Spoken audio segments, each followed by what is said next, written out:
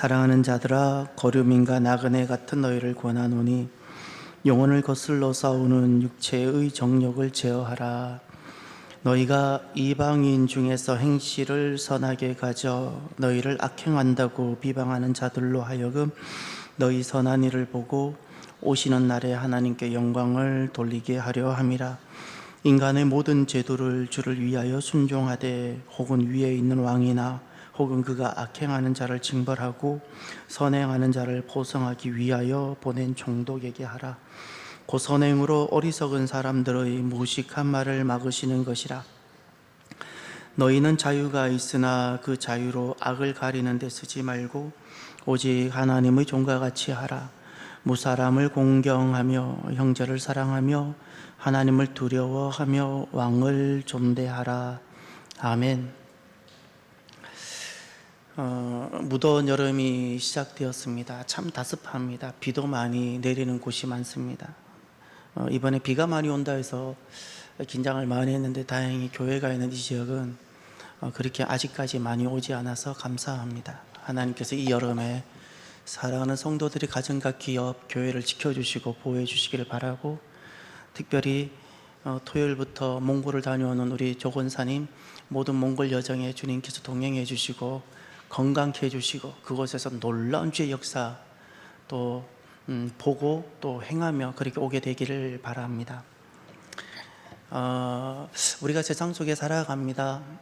여러분들은 세상 속에 살아가면서 조금 어떤 충돌 또는 갈등들 많이 있지 않으셨습니까?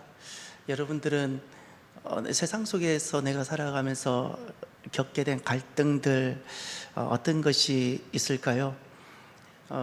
무엇이 생각나시나요? 참 많은 갈등들이 있습니다. 우린 도대체 어떻게 살아야 될까요? 또 역으로 말하면 세상과 갈등 없이 살고 싶지만 갈등이 없다는 뜻은 내가 세상과 똑같다는 뜻입니다. 그래서 갈등이 없는 것이 좋은 것이 아니고 그 갈등을 잘 처리하는 것이 좋은 겁니다. 자, 갈등을 잘 다룰 수 있는 힘, 갈등이 있어야 옳은 것이고 그 갈등을 내가 어떻게 다루어야 되는가 이렇게 하나님 말씀을 통해서 알아가는 것이 지혜입니다. 그러면 오늘도 그렇지만 지난날에도 그랬습니다. 정말 하나님께 딱 속하고 나면 세상과는 갈등이 딱 생깁니다. 심지어 가정 안에서도 갈등이 생깁니다. 가정 안에서도. 그래서 그 갈등을 과거 초대교회 때도 이미 발생되었는데, 그래서 주님께서 베드로전서의 말씀을 통해서 말씀하셨습니다. 먼저 베드로전서 1장 1절 한번 보십시오. 이렇게 말씀합니다. 예수 그리스도의 사도 베드로는 본도, 갈라디아, 갑바도기아, 아시아, 비두니아에 흩어진 나그네, 거기 본도, 갈라디아, 갑바도기아, 아시아, 비두니아는 세상을 뜻하는 표현들입니다. 구체적인 어떤 지역이 될 수 있습니다. 우리로 말하면 서울, 경기도, 경상도, 전라도, 충청도, 그거는 그냥 세상이라고 보시면 됩니다. 그런데 흩어진 나그네라고 그랬죠. 이것이 교회입니다. 그 속에 흩어져 있다. 그 하나님 백성은 곳곳에 흩어져서 세상 속에 흩어져서 살아가는 존재입니다. 근데 2절을 보십시오. 1장 2절. 곧 하나님의 아버지의 미리 아심을 따라 성령이 거룩하게 하심으로 순종함과 예수 그리스도의 핏부림을 얻기 위하여 택하심을 받은 자들에게 편지하노니, 세 번째 그 택하심을 받았다라는 그 단어입니다. 하나님의 미리 하심, 성령님의 거룩하게 하심, 예수님의 핏부림 받고 순종하기 위하여 택하심을 받은 자들입니다. 핵심이 택하심을 받은 자들. 세상 속에 흩어져 있는 택하심을 받은 백성들은 이렇게 산다라고 말씀하신 겁니다. 자, 그러면 오늘 본문으로 돌아가셔서 우리는 그러면 이 세상 속에 살아가는데 가장 중요한 겁니다. 나는 누구인가라는 정체성입니다. 그것이 결정적으로 내가 어떻게 세상 속에 살아갈 수 있는지를 결정하게 됩니다. 11절을 보십시오. 사랑하는 자들아, 거류민과 나그네 같은 너희를 권하노니. 아멘. 거기 나는 누구인가, 세상 속에 있는 교회는 누구인가에 대해서 주님은 무엇과 같은 너희라고 말씀하고 있습니다. 세상 속에 흩어져 있는 교회를 어떻게 말씀하고 있지요?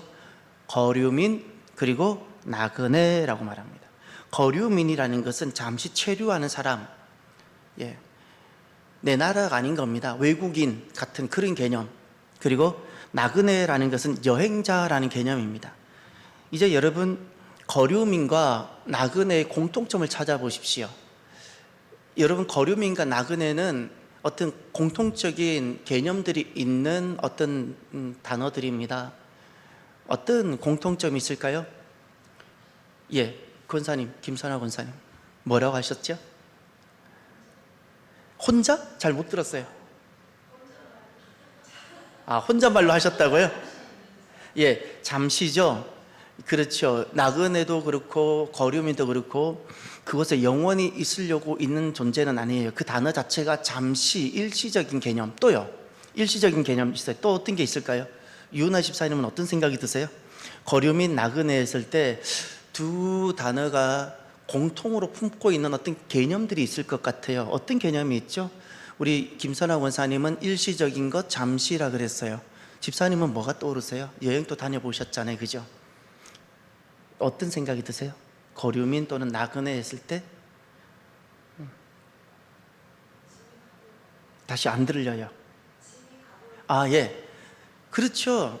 거류민과 나그네 공통점은 가벼워요. 혹시 집 다 들고 다니는 여행자 보셨어요? 예. 가볍게 다니잖아요. 그 캐리어에 내 그 정도 내가 휴대할 수 있을 만큼 들고 다니죠. 맞아요. 일시적인 것, 잠시, 그리고 가벼움.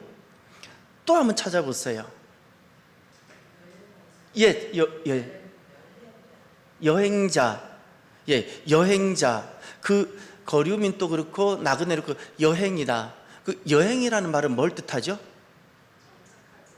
자, 예, 그렇죠. 정착하지 않는다. 예, 정착하지 않는다. 그 아주 좋습니다. 그러면 왜 정착하지 않는다고 말할 수 있죠? 이유는 뭐죠?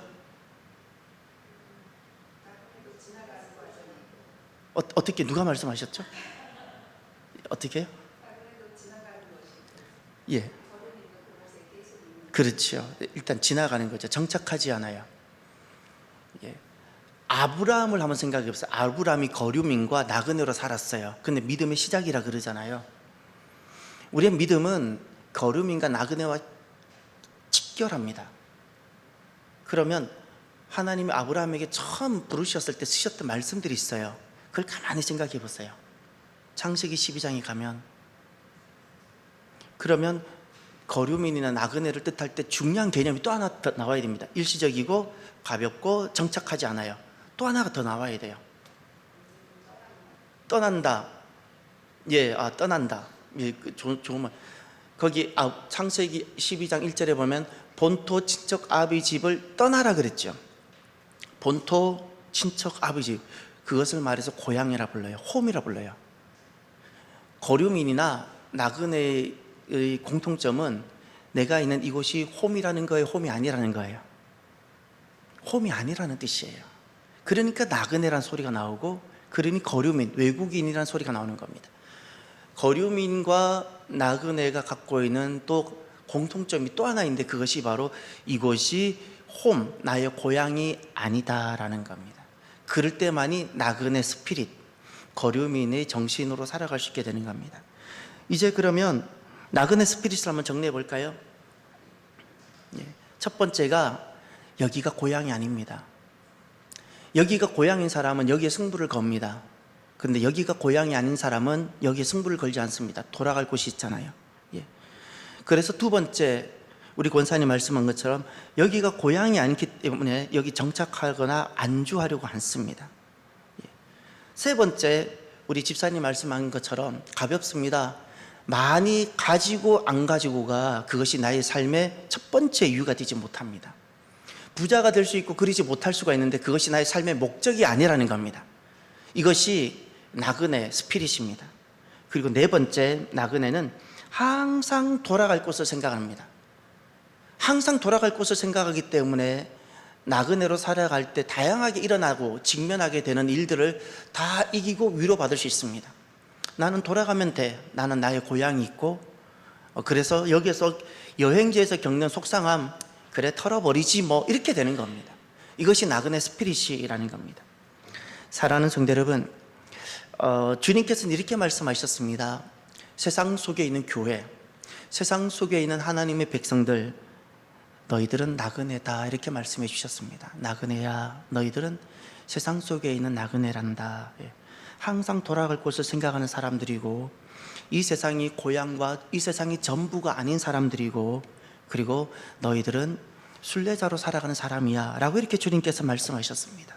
사랑하는 성도 여러분, 저와 여러분들이 순례자로 살아갑시다. 하나님 백성, 바로 교회입니다. 교회와 세상과의 관계를 풀어가는 첫 번째 1번지가 있는데, 그 1번지가 순례자, 나그네라는, 내가 이 자리를 확보하고 이 자리를 교두보로 마련하지 못하면 절대 건강한 세상과의 관계를 믿음으로 풀어내질 못합니다. 순례자여야 됩니다. 순례자, 나그네여야 그 다음부터 하나님이 원하시고 바라시는 교회로서의 세상과의 관계를 풀어내게 되는 겁니다. 우리는 하나님 나라를 꿈을 꿉니다. 지금 있는 이 땅에서. 우리는 이 땅에서 하나님 나라를 소망합니다. 내가 자녀를 키우면서, 내가 이 땅에서 수많은 일들을 하면서 나는 그 나라를 소망합니다. 그리고 이 땅에서 오는 모든 것들을 우리는 견디고 그리고 이길 수 있게 되는 겁니다. 저와 여러분들이 이렇게 나그네로 순례자로 살아가는 저와 여러분이 되기를 바랍니다. 그러면 순례자, 나그네로 세상, 이 땅에서 살아갈 때 그러면 세상과의 관계를 어떻게 맺어야 되는가? 이제 오늘 본문에서는 3가지를 말하고 있습니다. 첫 번째가 11절을 보십시오. 하반절, 영혼을 거슬러 싸우는 육체의 정욕을 제어하라. 결핍과 목마름의 문제입니다. 그 육체의 정욕이라는 것이 바로 결핍과 목마름의 문제입니다. 정욕이라는 단어가 어떤 뜻인가 하면 무엇을, 그 원어를 보면 무엇을 동경하고 사모하는 것에서 나왔고, 이것이 육체의 욕심을 뜻하고, 육체의 욕심을 뜻하니까 음란과 정욕을 뜻하기도 합니다. 그러면 이 정욕이라는 것은 무엇인가? 우리가 몸을 가지고 있잖아요. 우리가 이 몸이 없으면 이 문제는 없게 되는데, 우리가 모두가 몸을 가지고 있습니다. 몸을 가지고 있기 때문에 생기는 욕심이에요. 몸이 없으면 생겨나지 않는데, 몸을 가지고 있기 때문에 내 안에 일어나는 동경들, 내 안에 일어나는 몸 때문에 일어나는 갈망들, 이런 것들입니다. 그리고 또 하나, 우리 몸은 아다마, 흙으로부터 왔습니다. 흙으로부터 온 존재였기 때문에 사람에게 첫 번째 붙여진 이름 아담으로부터 왔기 때문에 아담이라 불렀던 겁니다. 몸은 흙으로 왔기 때문에 이 땅, 그래서 이 육체의 정욕은 두 번째 뜻을 땅을 딛고 있기 때문에 생겨나는 욕심이에요. 그걸 세상입니다. 세상 속에 살아가기 때문에 이 땅, 세상이 뜻하는 바로 그 세상에 대한, 땅에 대한 욕심들, 이게 다 육체의 정욕입니다. 그러면 이런 결핍과 목마름, 육체의 정욕은 왜 일어나는가? 2가지입니다. 하나가 몸을 가지고 있다고 다 모두가 육체의 정욕에 빠지지는 않습니다. 그런데 육체의 정욕, 이거는 왜 원인이 생겼는가? 내가 무엇을 동경하고 내가 무엇을 사모하느냐의 문제입니다. 누구는 몸을 가지고 있지만 하늘을 사모하는 사람이 있는가 하면, 누구는 몸을 가지고 있는데 늘 몸을 위합니다. 몸을 동경합니다. 몸을 생각합니다. 그러면 육체 욕심에 반드시 빠지게 됩니다. 몸을 방치하라는 뜻이 아닙니다. 몸은 지혜롭게 관리하지만, 그러나 내가 꿈을 꾸고 내가 동경하고 사모하는 것은 몸에 있지 않아야 된다는 겁니다. 하늘에 있어야 되고 영원한 것이 있어야 되는 겁니다. 그러면 육체로부터 오는 정욕과 욕심들을 우리가 피하고 제어하고 이기게 되어지는 겁니다. 또 하나, 결핍의 문제입니다. 왜 우리가 이 육체의 정욕과 이런 문제가 생기게 될까? 이 세상은 완전한 곳이 없습니다. 항상 결핍이 있는데, 특별히 사랑의 결핍입니다.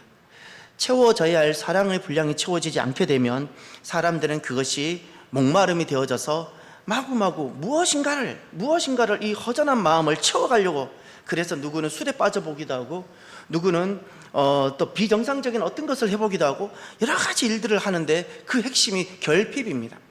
내 안에 있는 이 결핍, 이 목마름을 막 채워가려고 하다 보니 육체의 정욕의 삶을 살게 된다고 심리학자들이 이야기를 합니다.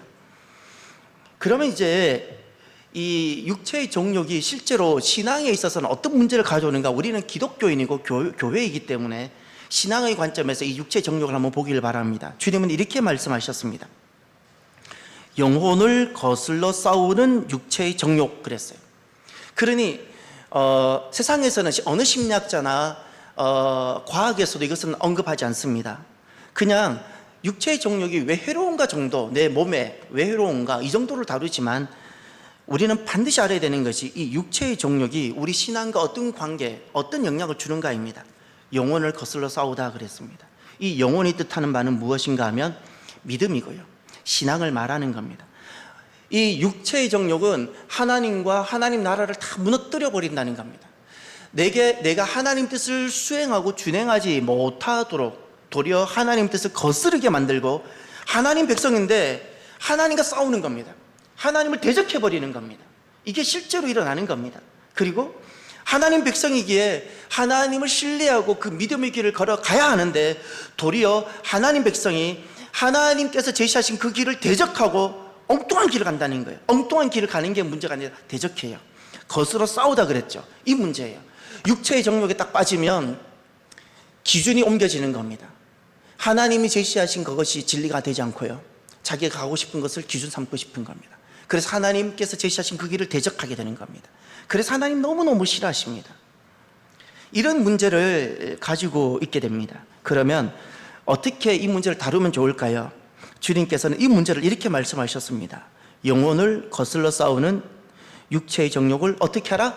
제어하라. 이 제어하다라는 것은 크게는 보면 관리하다라는 뜻인데 실은 관리가 아닙니다. 정확하게 원어를 보면요, 멀리하라입니다. 여러분, 똥은 관리하는 겁니까? 치우는 겁니까? 똥을 누가 관리합니까? 똥은 제 표현이 너무 죄송합니다. 똥은 관리하는 것이 아니라 치워야 되고 멀리해야 되죠. 바로 그와 같은 겁니다. 이 제어하다는 것은 아주 지혜롭게 내가 아주 뛰어난 자기 컨트롤, 마인드 컨트롤을 통해서 내가 잘 지혜롭게 이렇게 관리하는 개념이 절대 아닙니다. 우리가 살아가면서 반드시 관리 대상이 아니라 치우고 멀리해야 되는 것들이 있죠. 그것처럼 이것은 멀리하라라는 뜻입니다. 원어를 보면 이것은 멀리하라, 거리를 두라입니다. 그래서 멀리하기 위해서 우리가 그리스도인들이 해야 될 두 가지 신앙의 여정이 있습니다. 그 첫 번째가 시편 23편 1절을 찾으십시오. 시편 23편 1절. 그냥 멀리하는 것은 불가능합니다. 우리가 어떻게 하면 멀리할 수 있을까요? 시편 23편을 한번 찾아보십시오. 다윗도 우리와 똑같은 성정을 가진 사람이고 그도 실수도 해보고 실패도 해보았습니다. 이 시편 23편은 다윗의 노년에 쓴 시입니다. 그가 모든 인생 하나님을 말씀을 따라도 보고 골리앗도 무찔러도 보고 실수도 해보고 실패도 해보고 그러면서 인생의 노년에 그가 고백하는 것이 이겁니다. 여호와는 나의 목자시니 내게 어떻게 부족함 그 자리가 결핍입니다. 나 다윗이 언제 이 결핍 해결, 목마름 해결을 맛보았는가 하면 하나님을 오직 목자로 삼았을 때, 하나님만을 나의 사랑으로 삼고 하나님만을 나의 전부로 삼고 하나님을 나의 주인으로 삼았을 때 인생은 나 다윗은 비로소 결핍이 해결되더라는 겁니다. 그래서 이 결핍과 목마름의 문제는 어떻게 하면 우리가 그 육체의 욕망을 멀리할 수 있게 되는가? 하나님을 목자 삼고 하나님만을 사랑하는 겁니다. 그러면 놀라운 힘이 생기는 겁니다. 위로부터 이 힘은 무엇으로 설명이 안 되는데 문제는 땅으로부터 오는 것을 이기게 되는 겁니다. 할렐루야. 또 하나 찾아보십시오. 빌립보서 4장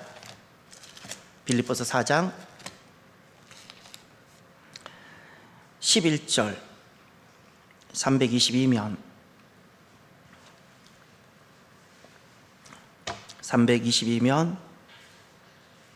빌립보서 4장 11절부터 13절 아주 중요한 말씀이고요. 빌립보서 4장 13절은 앞에 11절 12절을 떼고 쓰면 성경을 잘못 이야기될 것입니다. 반드시 빌립보서 4장 13절은 11절과 12절에 이은 말씀이 되어져야 합니다. 11절부터 우리 함께 볼까요? 내가 궁핍함으로 말하는 것이 아니니라. 어떠한 형편에든지 나는 자족하기를 배웠노니 나는 비천에 처할 줄도 알고 풍부에 처할 줄도 알아. 모든 일 곧 배부름과 배고픔과 풍부와 궁핍에도 처할 줄 아는 일체의 비결을 배웠노라. 내게 능력 주시는 자 안에서 내가 모든 것을 할 수 있느니라. 아멘. 거기 자족이란 단어가 나오죠. 11절에 자족하기를 훈련하는 겁니다. 배우다라는 것은 학습이 아니라 훈련을 말합니다. 자족하기를 훈련하는 겁니다. 그런데 그 자족이라는 것은 아무것도 없는 그 빈 것, 가난을 즐기는 것이 아닙니다. 이 자족이라는 것은 그 무식 또는 내가 없는 약함을 즐기고 그냥 만족하는 개념이 아닙니다. 13절 하반절, 모든 것을 할 수 있는 상태를 말합니다. 모든 것을 할 수 있는 상태가 자족인 겁니다. 그러면 그 모든 것을 할 수 있는 상태가 어디로부터 오는 거죠? 11절부터 보면 12절을 보십시오. 11절에 어떠한 형편이든지라는 단어가 나오죠. 이것은 하나님의 부르심 따라 살아가면서 내 앞에 펼쳐지는 이 모든 것, 내게 주어진 길들, 내게 펼쳐지는 상황들을 나는 모든 것을 할 수 있다는 뜻입니다. 이해가 되십니까? 그러니까 이런 겁니다. 내 신앙은 이런 거여야 돼. 나는 신앙이 이렇게 돼야 돼. 딱이미 잘라놓고 깍두기처럼 잘라놓고 이렇게 들어와야 나는 이것을 내가 받아들여. 이런 것이 아닙니다. 그러니 신앙이 확장되지 않고 성장하지 않는 겁니다. 하나님이 부르심이라면 하나님만을 신뢰하고 주님께서 하나님 나라의 큰 구원과 내 믿음의 성장을 위해서 하나님께서 내 앞에 다양하게 펼쳐놓으시는데, 그것이 때로는 광야도 될 수 있고 다양한 것이 있는데 나는 그 모든 것을 할 수 있어야 되는 겁니다. 이것이 자족인 겁니다. 그러니 우리가 언제 실패하고 자꾸 실수하냐면, 내 신앙을 내가 딱 잘라놓고 이것만 내가 인정하려고 해요. 내가 잘 되고 그냥 그 뭐라 할까요, 번영, 하나님 안에 있는 많은 것 중에 딱 하나, 요런 한두 가지, 교회 생활도 요런 것만 딱 잘라놓고 이것이 안 맞으면 틀어지고, 그렇지 않습니다. 다 펼쳐놓고 하나님께서 큰 그림으로 내 인생을 이렇게 이끌어 가시는데, 그 하나님 이끄심에 내가 이렇게 잠잠히 순종하며 그냥 걸어가는 겁니다. 모든 것이 가능할 수 있어야 되는 겁니다. 그렇게 되면 그때 무엇이 해결되어지는가? 결핍. 이 육체로부터 오는 결핍이 해결되어지는 겁니다. 그럼 두 번째, 오늘 본문에 보면 교회 속에 있는 세상 속에 있는 교회는 어떻게 살아야 될까요? 13절부터 보시면 인간의 모든 제도를 주를 위하여 순종하되 혹은 위에 있는 왕이나 혹은 그가 악행하는 자를 징벌하고 선행하는 자를 포상하기 위하여 보낸 총독에게 하라. 곧 선행으로 어리석은 사람들이 무식한 말을 막으시는 것이라. 아멘. 13절부터 15절까지가 또 한 문단인데, 여기에서 무엇을 말씀하고 있는가 하면, 세상에 있는 교회가 어떻게 세상과의 관계를 맺어야 되고 세상 속에서 살아가야 되는가. 두 번째가 세상의 제도와 법과의 관계입니다. 거기 보면 15절에 막으시다라는 단어가 있죠. 선행으로 막다라는 단어가 15절에는, 이것이 법과 제도를 말합니다. 법이 있고 제도가 있는 것은 악을 방지하기 위해서 있는 겁니다. 선을 장려하기 위해 있는 법보다 실은 악을 막기 위해서 다 제도와 법을 만들고, 질서가 악으로 인해서 흐려지지 않고 질서가 카오스가 되지 않기 위하여 법과 제도라는 것을 두게 되는 겁니다. 그리고 정치자들은 무엇인가 하면 이 법과 제도를 시행하는 사람들, 또 제정하는 사람들의 일입니다. 그러면 신앙과 법은 어떤 관계가 있을까요? 이 법의 발달은 놀랍게도 기독교로부터 나왔다는 사실을 잊지 마십시오. 하나님은 처음부터 말씀을 주실 때 법으로 주셨어요. 토라는 곧 법이고요, 레위기는 법이에요. 그래, 법전이라고 신학교에서 신학을 해본 사람은 다 법전이라 부릅니다. 이 법이라는 겁니다. 그래서 이 정말 예수님을 믿는 사람들은 마음속에 무엇이 생기는가 하면 법에 대한 개념이 생깁니다. 법치, 법이면 하나님의 말씀이고 법인 겁니다. 이런 법치의 개념, 법치의 개념이 기독교 세계관에서부터 나왔고, 서구 세계가 법치가 빨리 발달했던 것이 서구 세계가 지난날 기독교 세계관이었기 때문에 그렇습니다. 그래서 하나님 백성들은 하나님의 법을 지켜가고 그 하나님 법에 순종하는 그런 백성들인 겁니다. 무엇이 법치가 아니고 신앙이 아닌가 하면 두 가지입니다. 하나가 떼법이라는 것과 하나가 독단이라는 겁니다. 이 둘 다 이거는 법치가 아닙니다. 이것이 마치 자유이고 민주주의인 것 같지만 아니요. 민주주의는 법치입니다. 법치입니다. 이것은 절대 건강한 자유민주주의가 아닙니다. 이것은 절대 법치와 관련되지 않습니다.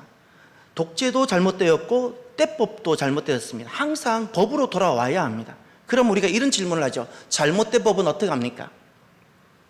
어제 우리 노예 행사가 있었는데 오늘 아침에 알았어요. 오늘 아침에 어느 목사님이 제게 전화해서 이거 녹음되죠. 참 곤란한데.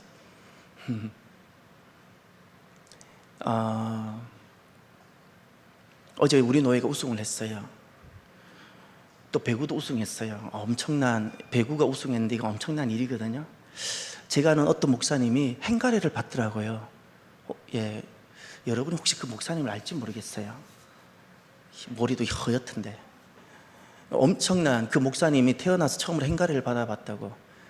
이북 노예가 우리 교단에 5개 노예가 있는데 그렇게 많이들 모여서 큰 잔치를, 큰 실내 체육관에서 합니다. 축구만 바깥에서 하고 게이트볼만 따로 하고 나머지는 거기서 하는데, 근데 이제 종합우승 또 우리 노예가 했어요. 매년 거의 종합우승을 해왔는데 문제가 법대로 해야 되잖아요. 규정이란 거 있잖아요. 오늘 아침에 알았어요. 이번엔 규정대로 하지 않았다는 걸 제가 알았어요. 여러분, 이걸 어떻게 해야 되죠? 항상 종목별로 내용별로 어떤 일이 있으면 이것은 어떻게 하고 점수를 어떻게 하겠다는 내용들이 쭉 먼저 다 밝혀지잖아요. 그럼 그거대로 해야 돼요, 말아야 돼요? 만약에 제가 질문을 드려볼게요. 막상 이렇게 준비하는 쪽에서 규정들을 다 정리해서 이미 다 보냈어요. 각 노예에 보냈어요.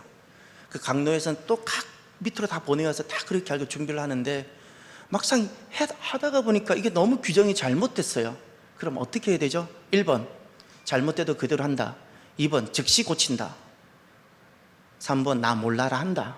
4번, 그런 걸 자꾸 고민되게 질문하십니까? 여러분이라면 어떻게 하시겠어요? 예, 권사님 어떻게? 예, 그걸 독단이라 불러요.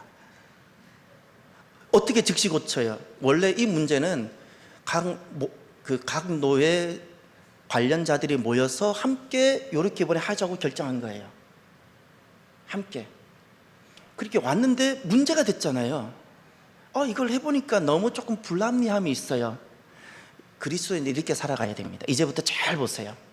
왜 그리스도인들이 실수하냐면, 왜 떼법으로 넘어가고 왜 독단으로 넘어가냐면, 그리스도인들이 이런 부분이 있어야 돼요. 잘못된 법을 그대로 따를 수 있어야 되고요. 그 다음에 그걸 바꿔야 돼요.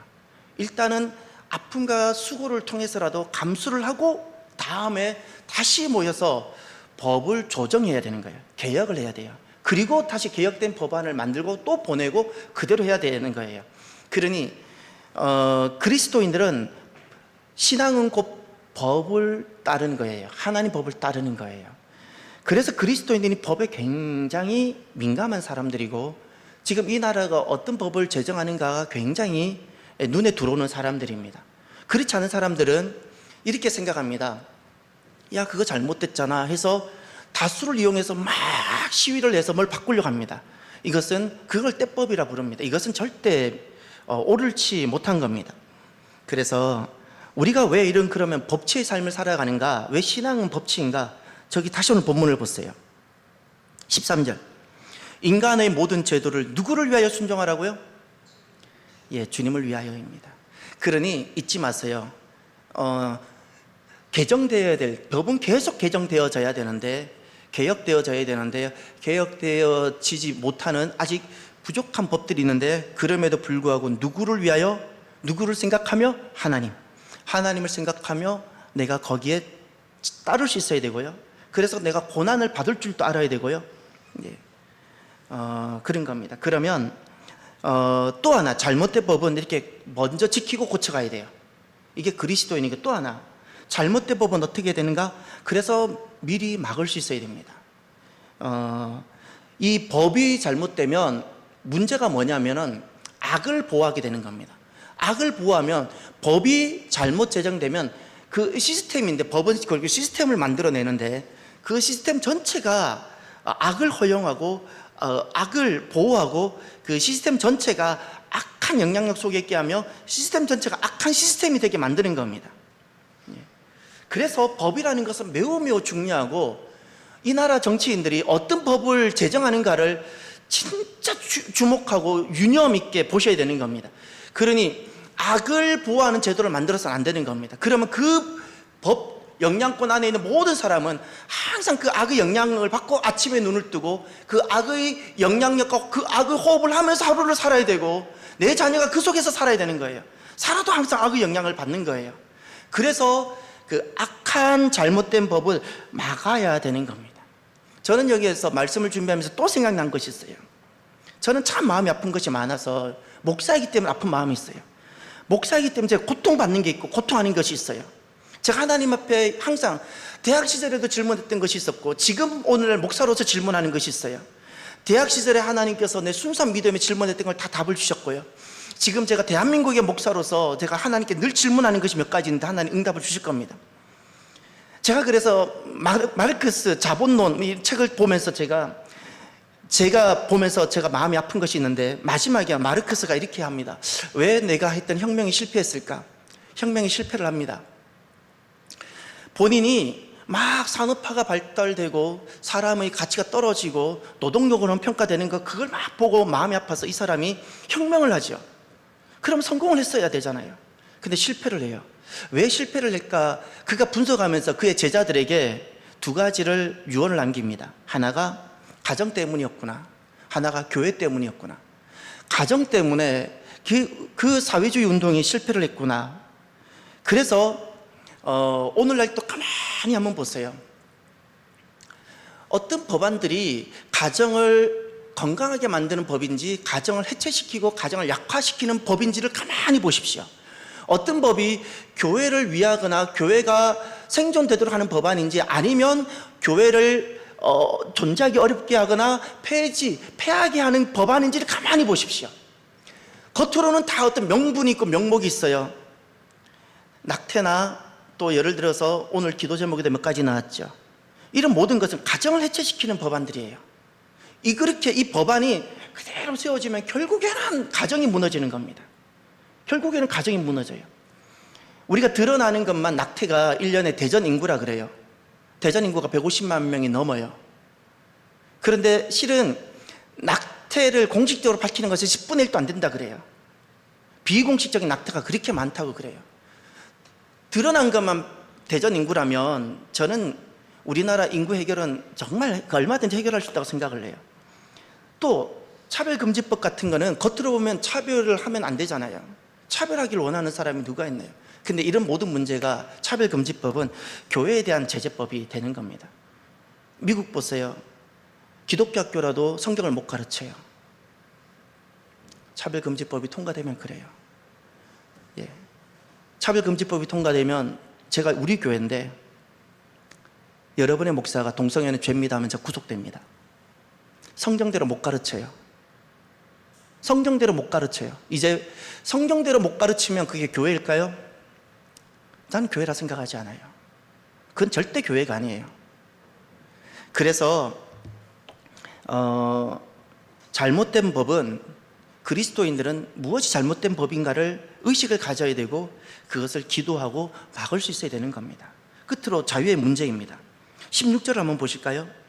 너희는 자유가 있으나 그 자유로 악을 가리는 데 쓰지 말고 오직 하나님의 종과 같이 하라. 무사람을 공경하며 형제를 사랑하며 하나님을 두려워하며 왕을 존대하라. 자유의 문제입니다. 주님께서 핵심은 그렇게 말씀하셨습니다. 자유로 무엇을 하지 말라고요? 악을 가리는데, 악을 사용하는데, 악을 이용하는 데 쓰지 말라는 겁니다. 그것은 자유가 아니라고 말씀하셨습니다. 그것은 만용이고 그것은 죄이고, 자유를 주신 이유는 무엇을 하라고요? 하나님의 종됨의 삶입니다. 하나님의 종, 하나님의 백성으로서의 삶을 살게 하기 위하여 하나님 우리에게 자유를 주셨습니다. 그러면 질문해 봅시다. 왜 그럼 하나님은 그 자유를 주셔서 우리가 하나님의 종의 삶을 스스로 자유롭게 살지 않고 내가 악을 사용하는 데 사용할 수 있는 기회를 주셨을까요? 왜 하나님 우리에게 이런 자유를 주셨을까요? 사랑하면 자유를 줍니다. 만약에 하나님께서 우리를 사랑하지 않으시고 자유를 주지 않으셨다면 하나님은 우리를 보고 기쁘실까요? 여러분, 로봇을 보고 기뻐서 막 너무너무 기뻐서, 여러분 요즘 식당 가면 종업원이 오지 않고 막 로봇가 다니죠. 그 로봇 보고 너무너무 기뻐서 감사합니다 이렇게 음식 갖다 주셔서 감사합니다 막 축복합니다 그래 본 적 있어요? 그건 당연한 거예요. 기계잖아요. 근데 종업원이 바쁜데도 와주면 고맙지요. 그분의 자유의 같은 거예요. 하나님 우리를 보고 기쁘시길 바라는 거예요. 하나님은 절대 우리를 프로그래밍해서 로봇이나 기계로 만드는 걸 원하지 않으세요. 그래서 우리에게 자유를 주셨어요. 그 자유로 무엇을 하라고? 하나님의 나라와 하나님의 법인 하나님의 말씀을 이루는 하나님의 종의 삶을 살라는 겁니다. 그래서 우리에게 자유를 주신 겁니다. 자유. 이것을 우리가 스스로 기회를 만들어가는 겁니다. 스스로 기회를 만들어가는, 이것이 바로 하나님의 백성들입니다. 사랑하는 성도 여러분, 우리는 세상 속에 있습니다.